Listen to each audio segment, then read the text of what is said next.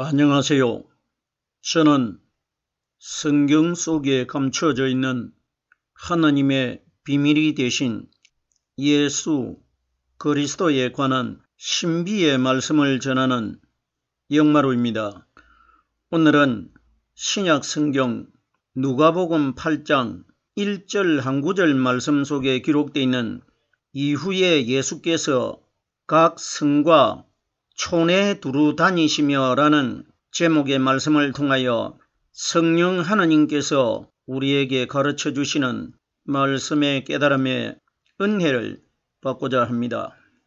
그럼 누가복음 8장 1절 본문 말씀을 열도록 하겠습니다. 이후에 예수께서 각 성과 촌에 두루 다니시며 하나님의 나라를 반포하시며 그 복음을 전하실새 12 제자가 함께 하였고, 본문 말씀 9절 첫 단어에 이후에라는 단어가 기록이 되는데, 이후라는 것은 어떤 이 사건이 있기 전에 다른 사건이 있은 이후를 가리킵니다. 그러면 이 사건이 일어나기 전에 있었던 사건이 누가복음 7장 37절 이후에 말씀해 보면은 예수님께서 바리새인 중에 한 사람 시몬이라는 사람의 집에 식사 초대를 받으셔가지고 그 집을 방문을 했을 때에 그 동네에 사는 죄인인 한 여자가 예수님이 시몬이라는 사람의 집에 왔다는 소문을 듣고 자기가 가지고 있는 향유를 가지고 와가지고 예수님 뒤로 와서 예수님 발에 붓고 눈물로 예수님의 발을 씻고 자기 머리털을 가지고 닦는 사건이 기록되어 있습니다. 그러면은 이 사건이 있은 이후라는 것입니다. 자, 그러면은 우리들이 이후에 하는 이 전에 있었던 사건이 한 죄인인 여자가 예수님에게 찾아와 가지고 발에다가 기름을 붓는 이 사건이 무슨 사건인지를 알아야 오늘 누가복음 8장 1절에 기록되어 있는 이 말씀이 풀어진다는 것입니다.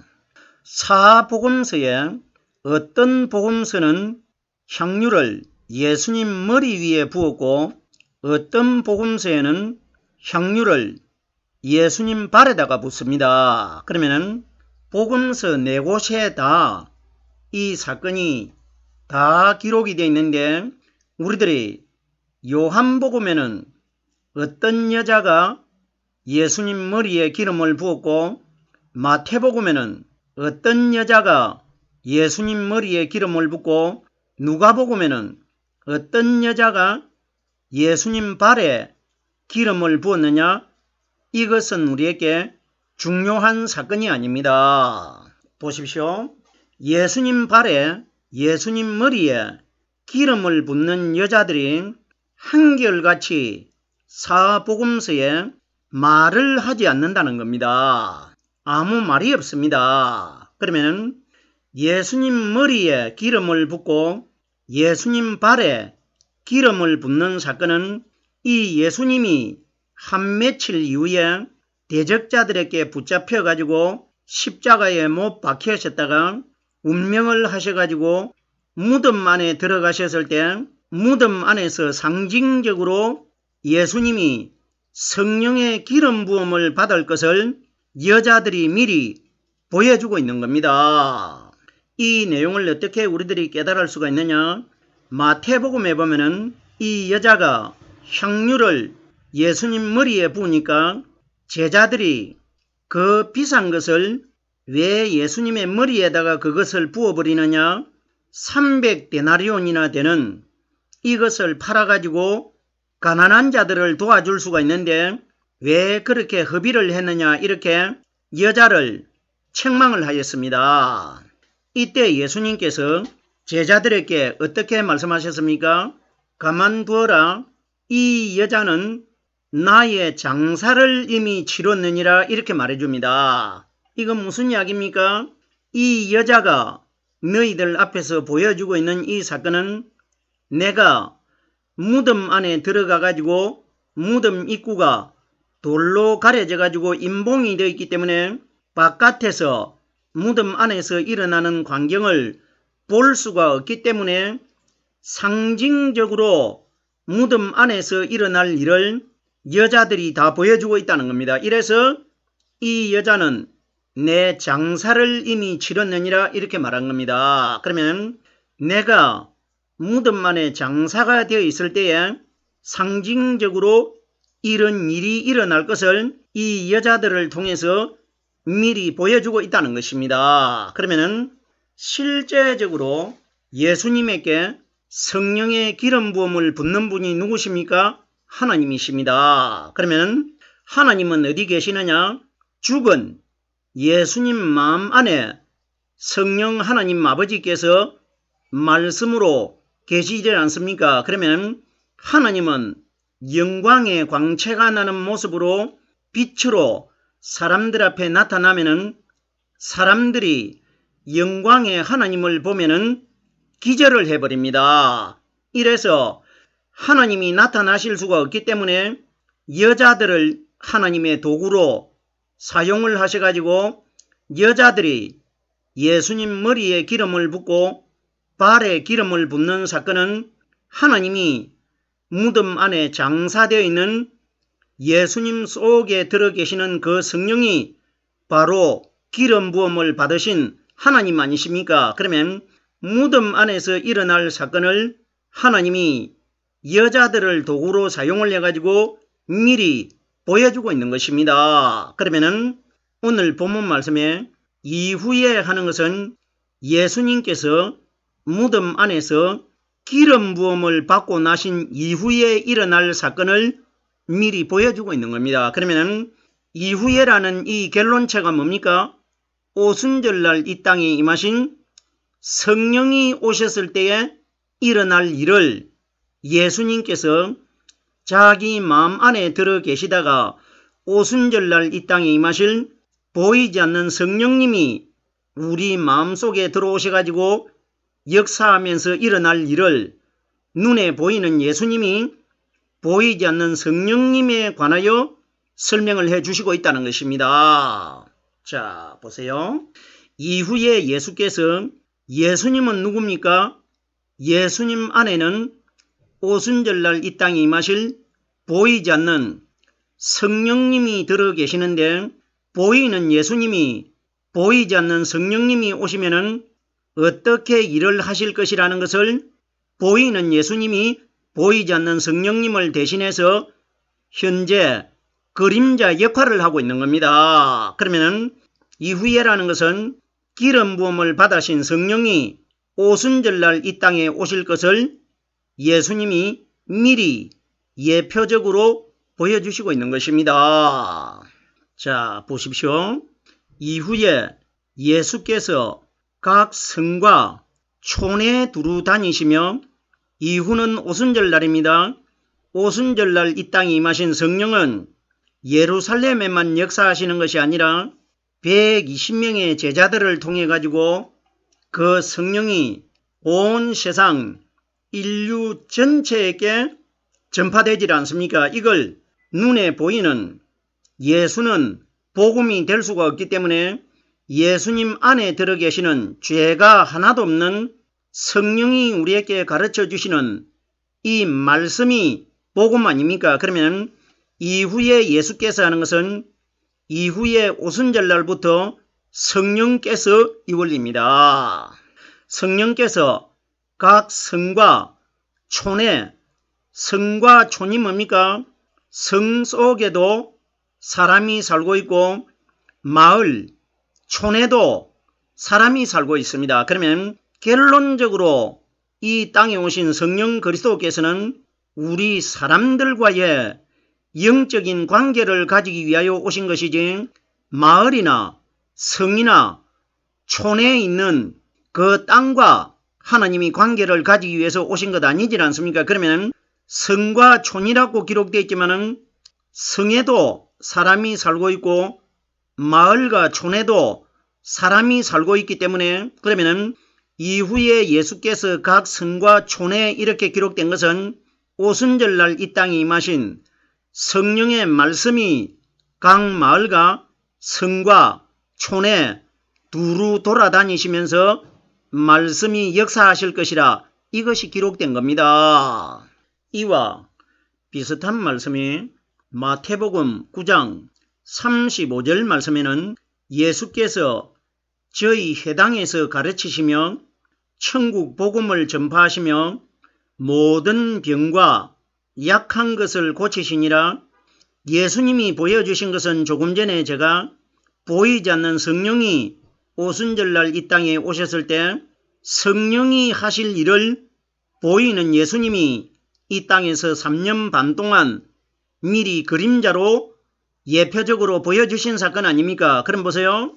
예수께서 저희 회당에서 가르치시면 성경에 기록되어 있는 저희 회당은 유대인들이 마을마다 가는 곳마다 예루살렘에만 성전이 있고 다른 마을에는 회당이 있었는데 결론적으로 성전이나 회당은 사람들이 모여서 하나님께 예배를 드리는 장소를 회당이라고 하고 성전이라고 합니다. 그러면은 예수께서 저희 회당에서 가르치시며 하는 것은 예수님이 오셨을 때는 건물적인 회당 안에 들어가 가지고 사람들을 가르친 것이 기록되어 있지만은 오늘날 우리 시대 때는 예수님이 이 땅에 계시질 않기 때문에 우리들은 이런 경험을 할 수가 없는데, 그러면은 성경에 기록되어 있는 말씀은 그때 그 시대 때 사람 기준으로 기록되어 있는 것이 아니라 오늘 우리 시대 때 신앙생활을 하고 있는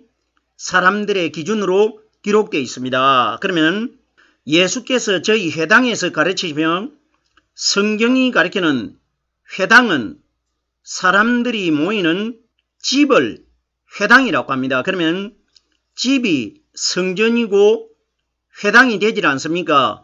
고린도전서 3장 9절에 너희는 하나님의 집이라고 기록되어 있기 때문에 이 집이 회당 아닙니까? 그러면 예수께서 저희 회당에서 가르치시며 우리 사람이 집이고 회당이고 성전이 되기 때문에 이후에 오순절날 이 땅에 임하신 보이지 않는 성령님이 우리 마음집에 들어오셔가지고 말씀을 가르쳐 주실 것을 예수님이 미리 이 땅에 계실 때에 비유적으로 상징적으로 보여주시고 있는 것입니다.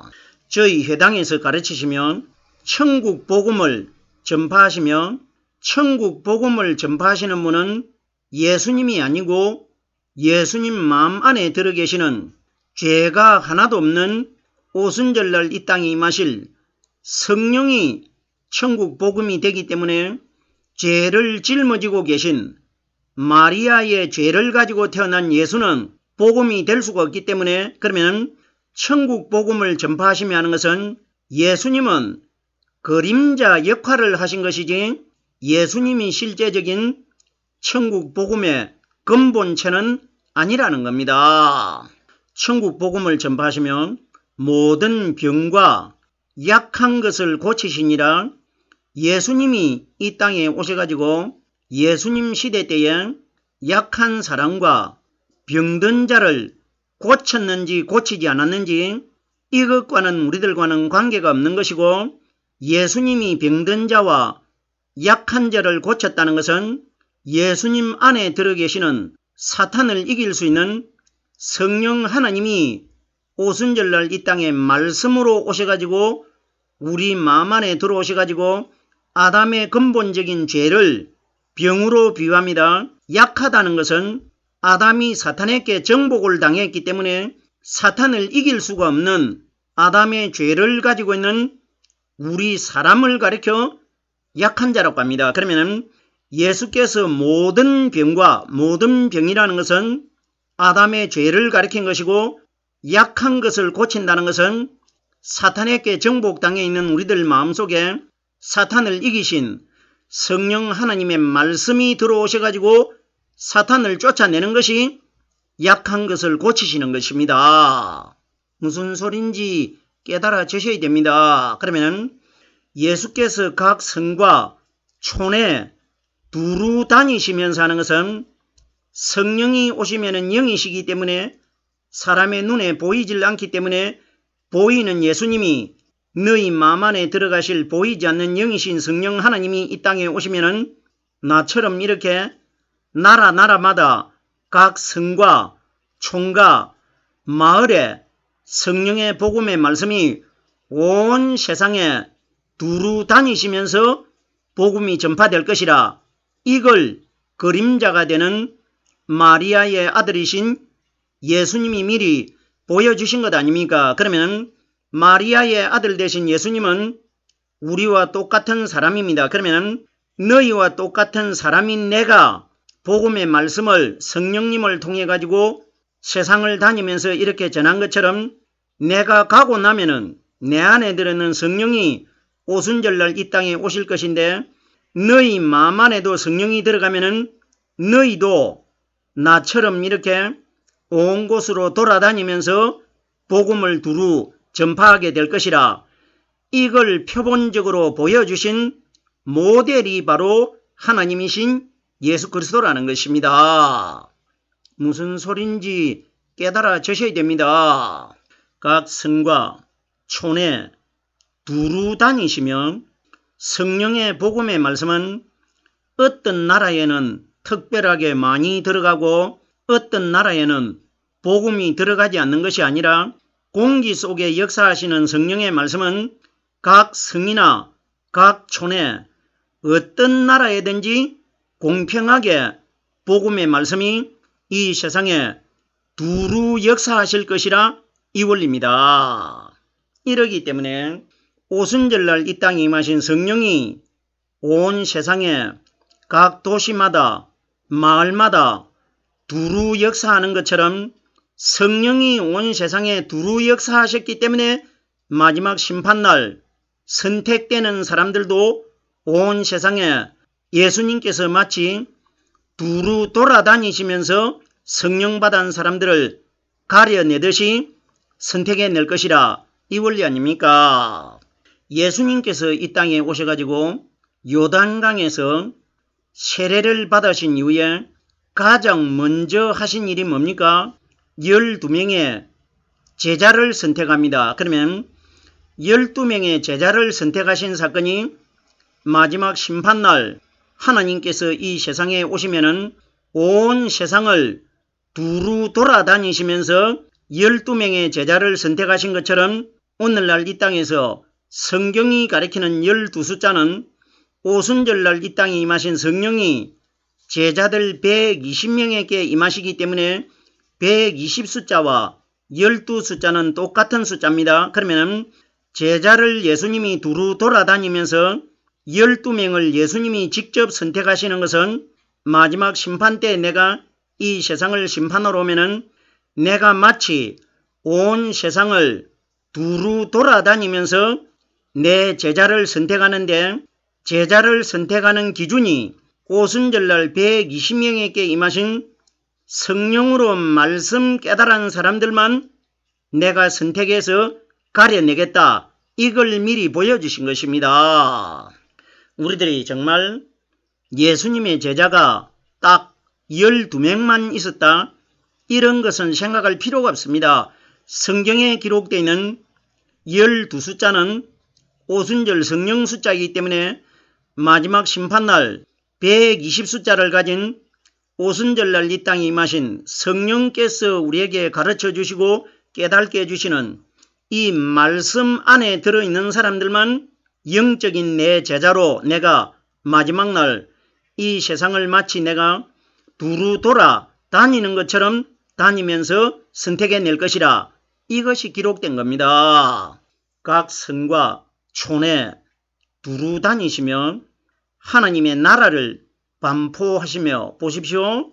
이후에 기름 부음을 받은 이후에 그러면은 무덤 속에서 성령의 기름 부음을 받고 거듭나신 성령 그리스도께서 오순절날 이 땅에 오시질 않습니까? 그때를 이후라고 합니다. 그러면 하나님 나라를 반포하시며 하나님 나라를 반포하시는 분은 눈에 보이는 율법의 예수는 눈에 보이지 않는 예수님 마음 안에 들어있는 성령님의 그림자 역할을 하신 것이고 실제적으로 하나님의 나라를 복음을 전파하시는 분은 예수님 안에 들어 계셨다가 오순절날 이 땅에 임하신 그날부터 복음이 반포되기 시작한단 말입니다.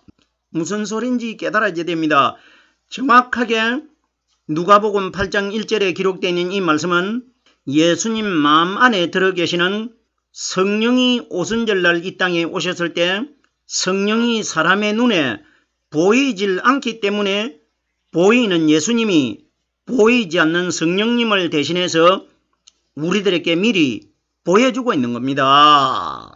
하나님의 나라를 반포하시며 제가 조금 전에 하나님의 나라의 복음을 전파하시는 분은 그림자가 되는 예수는 3년 6개월 동안 일시적인 표본적인 그림자 역할을 하신 것이고 실제적으로 복음을 우리에게 2022년 동안 전하고 계시는 분은 예수님 마음 안에 들어 계셨던 성령 그리스도 아닙니까? 보세요. 이와 비슷한 내용의 말씀이 어디에 기록되어 있느냐?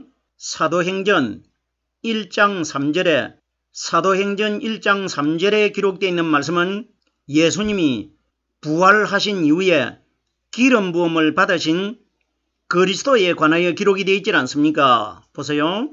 예수께서 해 받으신 후에 또한 저희에게 확실한 많은 증거로 친히 사심을 나타내시며 40일 동안 저희에게 보이시며 하나님의 나라의 일을 말씀하시니라. 자 보세요. 실제적으로 하나님 나라의 일을 말씀하시는 분이 누굽니까?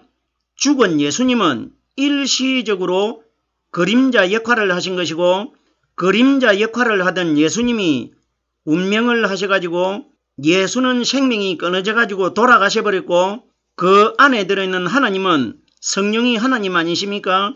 하나님은 영원히 죽지 않으시는 분이시기 때문에 그분이 40일 동안 이 땅에 모델로 보여주셨지 않습니까? 부활하신 그리스도께서 이 땅에 40일을 계시면서 계속해서 하나님의 나라의 일을 말씀하셨다는 것은 내가 너희들에게는 지금은 40일 동안 보이는 사람으로 이렇게 하나님의 나라의 일을 전하지만은 내가 하늘나라로 갔다가 8일째 되는 주일날 예루살렘에 보이지 않는 영으로 너희들 마음 안에 들어가면은 너희들 마음 안에 들어간 내가 이렇게 보이는 육신의 나 예수처럼 보이지 않는 성령이 이렇게 역사할 것이라 이걸 미리 보여주신 그림자입니다. 이러기 때문에 우리들이 내가 믿어야 될 참 대상이 누군지 알고 믿어야 됩니다. 예수는 그림자입니다. 고린도후서 4장 18절 말씀해 보면은 우리의 돌아볼 것은 보이는 것이 아니요 보이지 않는 것이니 보이는 것은 잠깐이요 보이지 않는 것은 영원함이니라 이렇게 기록되어 있습니다. 그러면 보이는 분 잠깐이라고 하신 분은 3년 6개월 동안 보이지 않는 성령님의 흉내를 내신 예수님을 가리킨 것이고 보이지 않는 것은 영원하다고 하신 대상은 하늘나라로 가셨다가 오순절날 보이지 않는 성령이 나타나시지 않습니까? 이분을 보이지 않는 것은 영원함이라. 그러면은 우리들이 잠깐 보였다가 돌아가신 예수를 믿어야 됩니까? 영원히 죽지 않는 영원한 생명을 가진 보이지 않는 성령 그리스도의 말씀을 믿어야 됩니까? 누굴 믿어야 됩니까? 충분히 우리가 깨달을 수 있는 원리 아닙니까? 하나님의 나라를 반포하시며 그 복음을 전하실세 예수는 복음이 될 수가 없다고 제가 여러 번 이미 말씀을 드렸습니다. 마태복음 4장에 보면은 이때부터 비로소 예수께서 천국 복음을 전파하기 시작하더라. 예수가 복음을 전했는데 어떻게 예수가 복음이 아니냐 이렇게 또 의문을 가질 수가 있는데 제가 충분히 이미 설명을 드렸습니다. 예수는 복음의 근본체가 아니고 자기 마음 안에 들어있는 보이지 않는 복음이 대신 성령 그리스도의 그림자 역할을 한 겁니다. 그러면 이때부터 비로소 예수께서 천국 복음을 전파하기 시작하더라는 것은 예수는 원리적으로 복음이 될 수가 없기 때문에 예수님 안에 들어있는 성령이 오순절날 그날부터 복음이 시작되기 때문에 이때라는 단어는 오순절날부터를 미리 말씀해 주신 것입니다. 그 복음을 전하실 때 12제자가 함께 하였고 예수님과 12제자가 함께 한다는 것은 12제자와 예수는 똑같지 않습니까? 오순절날 120명에게 임하신 성령이 바로 예수님 속에 들어있는 하나님 아니십니까? 그러면 12제자라는 것은 120명에게 임하신 성령이 우리 마음 안에 말씀으로 들어오시면은 예수 그리스도 안에 들어있는 하나님이 말씀으로 우리들과 함께 할 것이라 이것이 기록된 것이지 실제적으로 예수님 시대 때에 제자들이 정말 12명이 항상 따라다녔다. 이런 것은 깨달지 않아도 됩니다. 왜? 하나님이 이런 것을 기록하신 것이 아니기 때문에. 생각을 해보세요. 정말 예수님에게 그 많은 궁중들 중에 항상 12명만 예수님과 동행했겠습니까?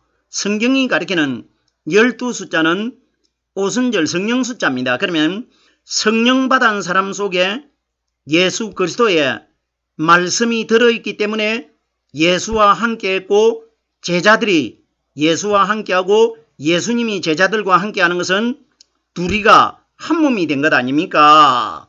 말씀과 사람이 하나 된 것을 비유적으로 말씀하신 것입니다.